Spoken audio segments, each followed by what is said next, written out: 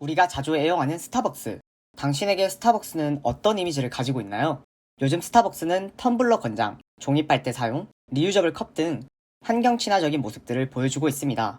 하지만 스타벅스의 이런 행동들, 과연 친환경적일까요? 스타벅스 외에도 여러 다른 기업들은 친환경적인 이미지를 구축해 나가기 위해 제로 웨이스트를 장려하고 있으며 관련 제품들 또한 출시하고 있습니다. 온 세상의 이야기를 전하는 프레상스입니다.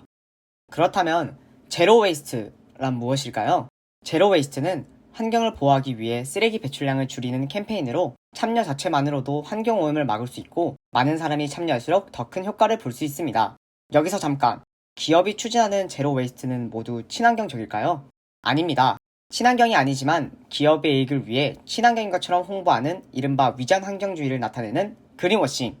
환경오염으로 인한 문제성이 심각해짐에 따라 기업들은 친환경 마케팅을 적극적으로 시행하고 있지만 부정적인 여론도 제기되고 있습니다. 이제부터 제로 웨이스트인 척 하지만 실은 그린워싱일 수 있는 사례들을 살펴볼까요? 먼저 스타벅스의 리유저블 컵 행사입니다. 이 행사는 일회용 플라스틱 컵 사용량을 줄이기 위한 취지로 기획되었지만 리유저블 컵 특성상 20회 사용을 권장하고 있습니다. 20회 사용 후 소각되는 것이 탄소 배출량을 따져봤을 때 친환경적인지에 대한 정확한 근거가 제시되지 않았죠. 생분해 용품도 마찬가지입니다. 일정 기간, 온도 58도씨와 습도, 산소와 미생물 등 일정 조건이 충족되어야 생분해가 된다고 합니다. 이 조건은 일반적인 토양에서는 어렵고 산업 퇴비화 시설에서 충족한다고 합니다.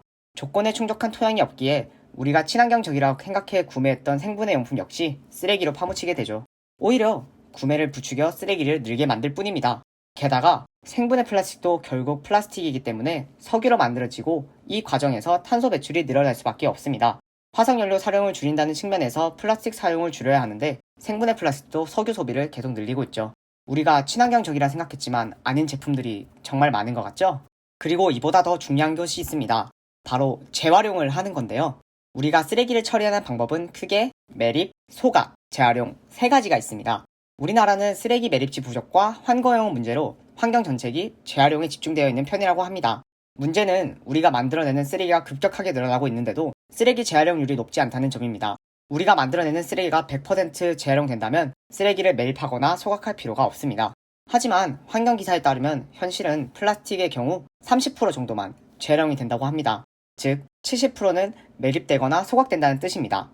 우리가 재활용률을 크게 높인다고 해도 최근처럼 코로나19로 인한 일회용 제품 소비가 늘어난다면 매립되거나 소각되어야 하는 쓰레기는 많아질 수밖에 없습니다. 우리가 친환경적이라 생각하고 선택한 행동들, 사실 기업의 마케팅 수단일 수도 있다는 것을 알게 되었나요? 이번 시간이 여러분의 제로 웨이스트를 다시 한번 돌아보고 생각하는 계기가, 재활용의 중요성을 알 수 있었던 계기가 되었으면 좋겠습니다. 지금까지 프레상스였습니다.